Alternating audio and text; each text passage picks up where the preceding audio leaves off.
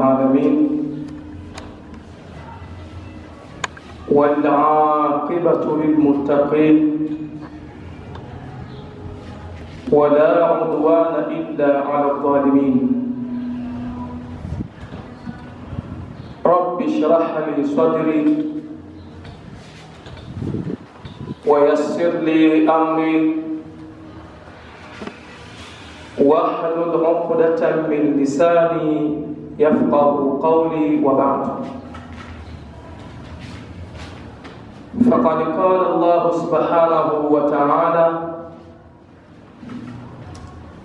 في كتابه العزيز الحكيم بعد أعوذ بالله من الشيطان الرجيم: ومن الناس من يشري نفسه ابتغاء مرضات الله والله رؤوف بالعباد. صدق الله العظيم. Baada ya kumhimidi Mwenyezi Mungu Subhanahu wa Ta'ala na kumtakia rehema kipenzi chetu mtukufu wa umma, si mwingine ni Bwana Mtume Muhammad sallallahu alayhi wasallam. Tumshukuruni Allah ambaye ametuwezesha wachache miongoni mwa wingi kuweza kufika eneo adhimu, eneo takatifu kwa ajili ya kuyatekeleza maamrisho yake Allah tabaraka wa taala. Wapo wenzetu waliokuwa na fikra na mawazo kuweza kufika eneo takatifu kama hili, lakini kwa uwezo wa Allah tabaraka wa taala hakuweza kuwajalia kufika eneo hili. Kwa hiyo hapana budi kupeleka shukurani za dhati kwa Allah tabaraka wa taala, japo ni kwa uchache, kwa kusema alhamdulillahi rabbil alamin. Ndugu zangu Waislamu, jambo la kwanza ninalohusia, lakini vile vile kuhusia nafsi yangu, ni katika swala zima la kumcha Allah tabaraka wa taala, ama ni katika swala zima la kumwogopa Allah tabaraka wa taala, kwani mafanikio yetu hapa duniani na akhera hatutofanikiwa kama tutaachana na takwa Allah. Mwenyezi Mungu atujalie tuwe miongoni mwa wachaji Mungu. Ndugu zangu Waislamu, katika siku ya leo itaweza kuwakumbusha, lakini pia kuikumbusha nafsi yangu katika suala zima la kujitolea kwa ajili ya Mwenyezi Mungu Subhanahu wa Ta'ala, kimali, kinguvu na hata fikra ama mawazo. Tuwe tunapoteza muda mwingi sana kwa ajili ya kumtumikia Allah tabaraka wa taala, na jambo hili leo katika jamii wengi tumeghafilika. Hatupo tayari kupoteza muda wala kupoteza nguvu zetu ama fikra zetu kwa ajili ya Mwenyezi Mungu Subhanahu wa Ta'ala. Wenzetu tukiangalia waliopita, waliweza kupoteza mali zao, waliweza kupoteza uhai wao, waliweza kutumia fikra zao kwa ajili ya kuitangaza kalmatu la ilaha illa Allah Muhammadur Rasulullah. Kwa hiyo mimi na wewe tunahitajika, ndugu yangu Muislamu, kama tuna mali basi tuwe tunazitoa kwa ajili ya Mwenyezi Mungu. Kama tuna nguvu basi nguvu zetu tuwe tunazitoa kwa ajili ya Mwenyezi Mungu Subhanahu wa Ta'ala. Na kama tuna fikra nzuri basi fikra zetu tuzitoeni kwa ajili ya Allah Tabaraka wa Ta'ala. Nimetanguliza aya ya Allah Tabaraka wa Ta'ala inayopatikana katika sura Baqara aya ya 207. Mwenyezi Mungu Subhanahu wa Ta'ala anatueleza ndani ya Qur'an, baada a'udhu billahi minash shaitani rajim, wa minan nas man yashri nafsahu bitigha'a mardati llah wallahu raufun bil ibad. Allah anatueleza ya kwamba wapo miongoni mwa watu ni mimi na wewe, ambaye ninaongea na ambaye wewe unanisikiliza. Wapo miongoni mwa baadhi ya watu, au wapo baadhi ya watu, man yashri nafsahu bitigha'a mardatillah. Si watu wote.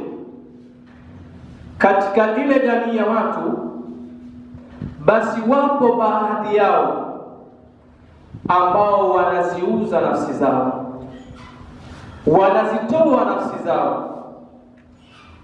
Na kwa nini wanazitoa nafsi zao ama wanaziuza nafsi zao? Wanafanya haya kwa ajili ya kutafuta radhi za Mwenyezi Mungu Subhanahu wa Ta'ala. Wallahu raufun bil ibad. Naye Mwenyezi Mungu ni mpole kwa waja wake. Kwamba wapo miongoni mwa watu ambao wanaziuza nafsi zao, ikawa wapo tayari kufa, kupoteza maisha yao, lakini wanalifanya hili, wanaona kufa kwa wao ni bora, lakini kwa ajili ya kutafuta radhi za Mwenyezi Mungu Subhanahu wa Ta'ala. Wanafanya hili kwa ajili ya kutafuta radhi za Mwenyezi Mungu Subhanahu wa Ta'ala. Na tukiangalia historia ya manabii na mitume na masahaba ambao waliweza kupita, walifanya makubwa sana katika huu ulimwengu, walifanya mazito sana. Wapo ambao waliweza kupoteza uhai wao, wakawaacha wake zao ni wajane, wakawaacha watoto wao ni mayatima, ikawa hawana watu wa kuwasimamia, lakini wanayafanya haya kwa ajili ya kutafuta radhi za Mwenyezi Mungu Subhanahu wa Ta'ala. Wapo masahaba ambao kwamba waliweza kufa hali ya kuwa hawana mikono, wengine wamechanwa kabisa matumbo yao, wengine kufa vifo ambavyo kwamba ni vibaya, lakini waliyafanya haya kwa ajili ya kutafuta radhi za Mwenyezi Mungu Subhanahu wa Ta'ala. Ndiyo maana leo hii mpaka nafikia wakati anapotaja Abu Bakar Siddiq tunasema radhiyallahu ta'ala anhu, akitaja Umar tunasema radhiyallahu anhu, akitaja Uthman tunasema radhiyallahu ta'ala anhu, tukitaja Ali bin Abi Talib tunasema karamallahu wajhahu. Kwa jinsi walivyozitolea nafsi zao, walivyoutumikia Uislamu kuhakikisha kalmatu la ilaha illa Allah Muhammadur Rasulullah inakuwa juu.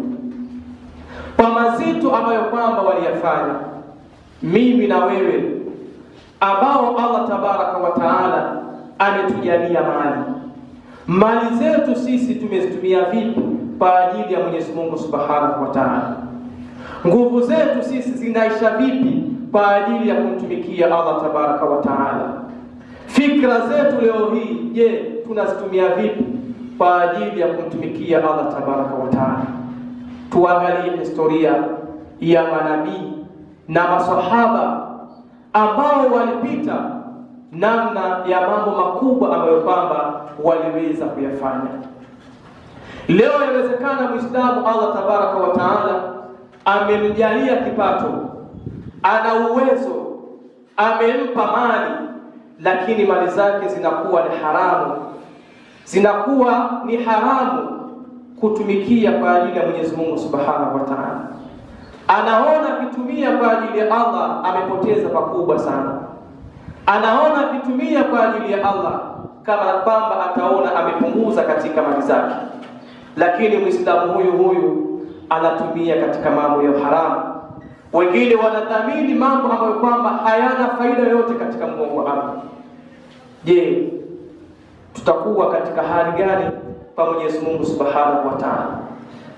Wenzetu walimaliza nguvu zao na mali zao kwa ajili ya kumtumikia Allah Tabaraka wa Ta'ala. Tukiangalia historia ya Abu Bakar Siddiq na Umar bin Khattab, namna ya Bwana Mtume Muhammad sallallahu alaihi wasallam anataka kutoka kwenda kutangaza Uislamu, amesimama katika mimbari, anahitaji fedha ili akautangaze Uislamu.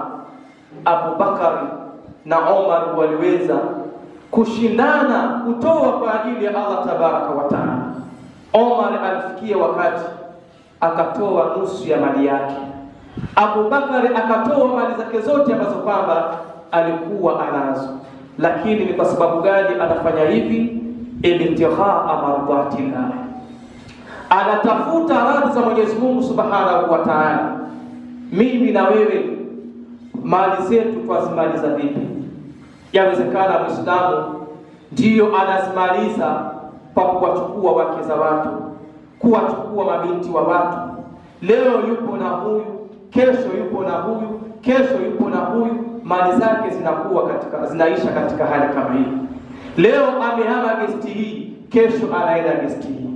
Leo amehama mtaa huu, kesho anahama mtaa huu. Wa minan nas man yashri nafsahu bitighaa mardatillah. Wenzetu waliweza kufanikiwa mpaka ikafikia wakati leo hii wakitajwa tunasema radhiyallahu ta'ala kwa sababu ya mambo waliyofanya. Mimi na wewe tumefanya jambo gani ambalo tunaona jambo hili limemridhisha Allah Tabaraka wa Ta'ala?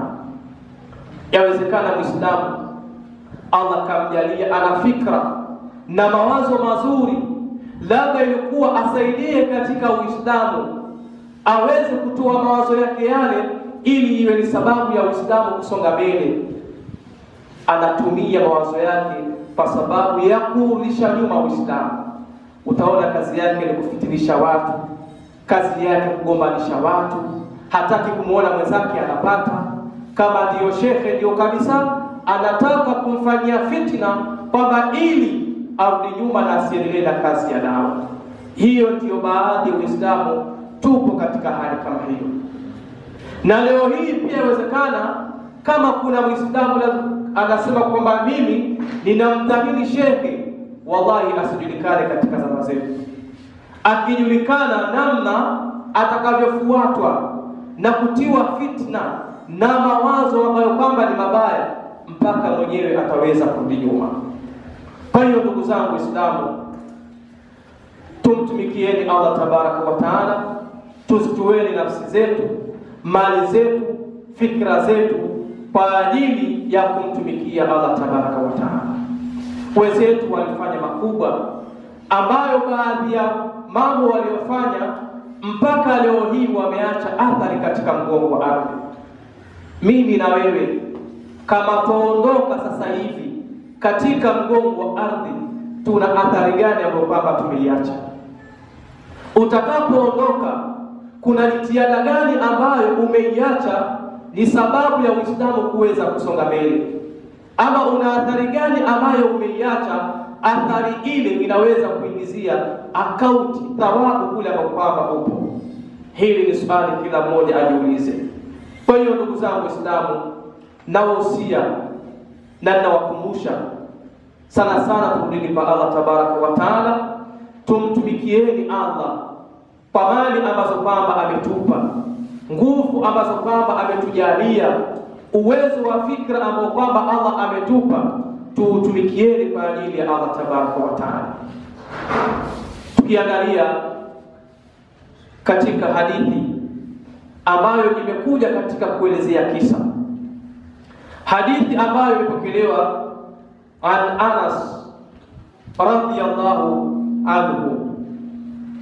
Tukiangalia katika hadithi ambayo imepokelewa kutoka kwa Anas, radhi za Mwenyezi Mungu zimwendee, qala, anasema khaba ammi Anas ibn Nadri, anasema alikuwa mbali siku moja kijana wa ami yangu ambaye ni Anas bin Nadri radhiyallahu ta'ala anhu, radhi za Mwenyezi Mungu zimwendee, an qitali Badri. Huyu bwana alikuwa amekuwa mbali kuepukana na vita vya Badri. Huyu bwana wakati vita vya Badri vinaenda kupigana, huyu bwana hakuweza kuhudhuria katika vita hivi. Baada ya kuvikosa vita hivi, faqala, akasema, ya Rasulullah, ewe mtume wa Mwenyezi Mungu, khiftu an awwal qitali qatalta almushrikina, kwamba mimi nilikuwa mbali wakati wa mwanzo kabisa, wakati unapigana ama ulipopigana wewe vita na makafiri. Vita hivi wakati vinatokea, mimi nilikuwa mbali, sikuweza kuhudhuria. Huyu bwana kana kwamba alikuwa ana uchungu mkubwa sana baada ya kuvikosa vita hivi. Kwa hiyo anamwambia mtume, vita vya kwanza wakati unapigana wewe vya Badri, hivi vita mimi niliweza kuvikosa. La ilillah ashhadani qitala almushrikina, lau Mwenyezi Mungu subhanahu wa ta'ala atalishuhudisha, ataliweka hai, vikatokea vita tena ambavyo watapigana Waislamu na makafiri, Waislamu kwa ajili wanatangaza kalimatu la ilaha illa Allah, ikitokea hivyo na mimi ikawa niko hai, la yaranna Allahu ma asnau. Huyu bwana anaweka ahadi, Allah ataonyesha kwa lile ambalo kwamba mimi nitaweza kulifanya. Hivi vya kwanza sikuweza kuhudhuria, lau Mwenyezi Mungu atalijalia sasa kutatokea vita vingine na mimi nitakuwa hai, basi jambo takalolifanya, basi Mwenyezi Mungu subhanahu wa ta'ala mwenyewe ataonyesha katika jambo hili. Yani anachukua azma, ataweza kuitoa nafsi yake aweze kupambana kweli kweli. Anasikia uchungu kwamba vita vya kwanza amevikosa. Na tunajua Waislamu kwenye vita kuna mawili, ukafe ama urudi hai. Na inawezekana ukarudi hai ukawa na majeraha katika mwili wako. Lakini huyu bwana pia anasikitika kwa kukosa kupigana katika ile vita kwa ajili ya kutangaza kalimatu la ilaha illa Allah. Huyu bwana baada ya kuzungumza maneno kama haya, falamma kana yaumu Uhud, sasa vikafika vita vya Uhud ambavyo vita hivi Waislamu walipigwa kweli kweli, walichapika kweli kweli Waislamu. Na huyu bwana katika ahadi yake alisemaje? Mungu lau atamfikisha katika vita vyovyote ambavyo watapigana Waislamu na makafiri, basi Allah tabaraka wa taala ataweza kuonyesha katika jambo ambalo kwamba ataweza kulifanya. Kwa hiyo falamma kana yaumu Uhud, Vilipofika sasa vita vya Uhud, inkashafa almuslimun, Waislamu waliweza kushindwa. Waislamu walipigwa kweli kweli, Waislamu waliuliwa kweli kweli. Faqala, Bwana Anas akasema, kwa sababu nyuma tayari alimwambia Bwana Mtume, lau Allah atanishuhudisha, lau Allah ataniweka hai, vikatokea vita vyovyote ambavyo watapigana Waislamu na makafiri, Allah ataonyesha kwa ile ambalo kwamba atalifanya. Sasa Waislamu huku wanakimbizwa, wanauliwa kweli kweli, watu wamepigwa kweli kweli. Faqala, akasema Bwana Anas, Allahumma, Mwenyezi Mungu, atadhum ilaika mimma sana haula, Allah natuaudu kwako wewe kwa yale ambayo wamefanya watu hawa. Alikusudia masahaba, kila mmoja alokimbia kakimbia, aliyekufa kafa. Huyu bwana asema, mimi leo natoa udhuru kwako wewe kwa haya ambayo kwamba mmeyafanya hawa jamaa. Alikusudia masahaba, kila mmoja kimbia, alopata nafasi ya kukimbia kimbia, alouliwa kafa.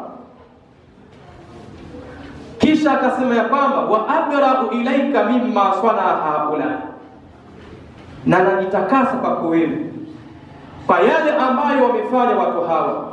Alikusudia makafiri, tayari wameshinda, wametoa kichapo kweli kweli, wamewaua Waislamu kweli kweli. Asema leo hapa mimi sikimbii mpaka nitekeleze ile ambalo kwamba niliweza kuweka hali. Thumma katakadama, kisha Anas akatangulia mbele, akatoa upanga wake, akaelekea kwenye jeshi la makafiri, jeshi ambalo washawashinda Waislamu, waliokimbia wamekimbia. Lakini Bwana Anas anasema, mimi leo siwezi kukimbia sehemu hii. Vita vya kwanza niliweza kukosa fadhila, hivi lazima nionyeshe leo hii. Allah lazima aonyeshe kwa lile ambalo kama ataweza kulifanya. Thumma taqaddama, Bwana Anas akaweza kutangulia. Fastaqbalahu Sa'd ibn Mu'adh, akamgeukia Bwana Sa'd ibn Mu'adh. Bwana Anas baada ya kwenda mbele, kisha akamgeukia Sa'd ibn Mu'adh. Faqala, akamwambia, ya Sa'd bin Mu'adh, aljanna wa rabbil Kaaba, pepo na Mola wa al-Kaaba, inni ajidu rihaha min duni Uhud, mimi asa hivi napata harufu ya pepo tu katika vita hivi.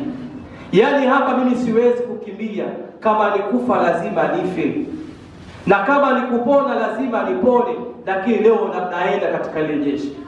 Angalia huku Waislamu tayari wameshazidiwa, alokimbia kakimbia, lakini nyuma Bwana Anas aliweka ahadi kwa kule kuvikosa vita vya Badri. Akasema ya kwamba lau Mwenyezi Mungu ataniweka hai, akanishuhudisha vikafika vita ambavyo kwamba watapigana Waislamu na makafiri, basi Allah ataweza kuonyesha kwa lile ambalo kwamba mimi nitalifanya. Kwa hiyo Bwana Anas anaelekea mbele, kisha akamwelekea Bwana Sa'd bin Mu'adh, akamwambia ya kwamba aljanna wa rabbil Kaaba, Allah na Mola wa al-Kaaba, inni ajidu rihaha min duni Uhud, mimi napata harufu ya pepo katika vita hivi. Yule bwana akaenda katikati ya jeshi la makafiri. Aliyokuwa na rungu shekhe aliingiza katika mwili wa Anas, aliyokuwa na panga aliingiza katika mwili wa Anas. Alafu yeye wasema hapa anaonyesha ubabe wangu, utapigwa kweli kweli. Watu wanasema huyu kapigwa kipigo cha mbwa. Kwa hiyo Bwana Anas alipigwa akapigika kweli kweli, maana alienda kulivamia jeshi la makafiri katikati, kawa anapambana nao wale jamaa. Qala Sa'd akasema ya kwamba famastata'tu ya Rasulullah ma sana Anasu. Anasema ya kwamba Bwana Sadi, sikuweza mimi, ewe mtume wa Mwenyezi Mungu, lile ambalo alifanya Bwana Anasi.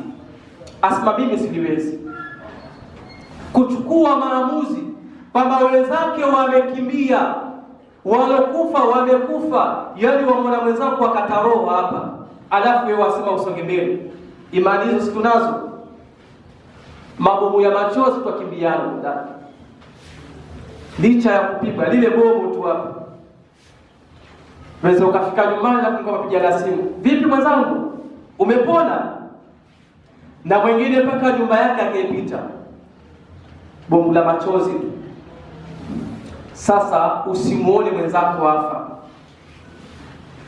wewe ukakimbia mpaka ukifika ukitua tunayokata moto wafa. Sasa Anas yeye hakurudi nyuma, anaona wenzake wanateketea wafa, alokatwa kichwa akatwa kichwa anakufa, mwingine akatwa mkono, lakini Anas akaenda mbele, hakurudi nyuma. Saadi mwenyewe anasema ya kwamba famastata'tu ya Rasulullah ma sana, sikuweza mimi lile ambalo alifanya Bwana Anasi, maana alichukua maamuzi ambayo kwamba ni magumu kweli kweli. Wewe ukimwona mwenzako kala ngumi sawa sawa, akienda chini wakimbia shehe. Asema fawajadina bihi bid'an wa 80 darba, fawajadina bihi bid'an wa 80, tukamkuta zaidi ya majeraha 80 ambayo amekatokatwa nayo katika mwili. Yani yale majeraha, alama ambazo kwamba kakatokatwa nazo Bwana Anas zaidi ya alama 80. Darbatan bisayfi, mapigo kutokana na panga au kuchoma na fumo zile. Kwa hiyo yale majeraha ambayo kwamba aliyapata Bwana Anas, maana ilikuwa sio kipigo cha mtu mmoja ambaye kwamba alipiga, ni zaidi ya watu 100 na kwenda mbele. Kwa kila mmoja aliweza kushambulia, yani kama vile ilikuwa wasema ilikuwa wewe ndio kutaka sasa. Kwa hiyo wakamshambulia kweli kweli, kiasi ambacho kwamba yani mwili pia haujulikani kwamba huu ni mwili wa Anas. Hasima wajali nao pale kutila, tukamkuta Anasi tayari ameshauawa. Wamathala bihil mushrikuna, tena walifanya vibaya sana kumuua washirikina, kumuua Bwana Anas. Sio kwamba labda washampiga rungu kafa, akafa lakini wamemkatakata, yani walifanya vibaya katika kumuua kwake. Asema fama arafahu ahadu illa ukhtu, hakuna alomjua hata mmoja katika wale maswahaba ambao walikuwepo baada ya Anas kuuawa. Kila mmoja wanaenda kuangalia ile miili sasa, kwamba kumtambua kwamba huyu ni Anas bin Nadr. Hakuna alomtambua hata mmoja, kila alimwangalia hamjui, isipokuwa dada yake ndio alokuja kumtambua, tena kwa kumwangalia katika tindi za vidole. Namna ya kifo ambacho kwamba aliweza kuuawa, kifo kibaya sana. Mimi na wewe tumeacha athari gani? Mimi na wewe tumeutumikia vipi Uislamu?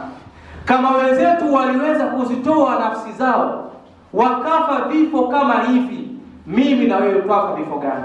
Wengine wanakufa wako magesti, wengine wanakufa wanadhulumiana, wengine wanakufa katika sehemu ambazo kwamba ni mbaya. Wa minan nasi man yashri nafsahu bitigha mardatillah, wapo baadhi ya watu wanaozitoa nafsi zao kwa ajili ya kutafuta radhi za Mwenyezi Mungu. Huyu ni sahaba mmoja ambaye tumemwangalia, alokuwa tayari kuitoa nafsi zake, akakubali kufa kwa ajili ya kutangaza kalimatu la ilaha illa Allah. Mimi na wewe tunakufa tumeacha tari gani? Mimi na wewe tukiondoka katika mgongo tumetengeneza nini katika huu ulimwengu kwa ajili ya Uislamu wetu, kwamba tukifa kwamba wewe ni asbabu ya Uislamu kusonga mbele. Leo Uislamu tumejisahau. Aliyekuwa na mali zake anazimaliza katika njia za haramu. Aliyekuwa na fikra nzuri, fikra zake anazimaliza katika kufitinisha. Akimuona shekhe yule labda yuko sehemu fulani, atatumia kila aina ya njia amfitinishe, mwisho yote asema niliwaambia yule sio shekhe, niliwaambia yule yuko hivi. Ndio Uislamu tumefikia katika daraja kama hizo. Muislamu hayupo tayari kusema labda mimi namdhamini shekhe fulani kwa kazi anayoifanya kuueleza Uislamu, labda kila baada ya mwezi nipatie kitu fulani. Uislamu uwezo wanao, lakini wamekaa kimya.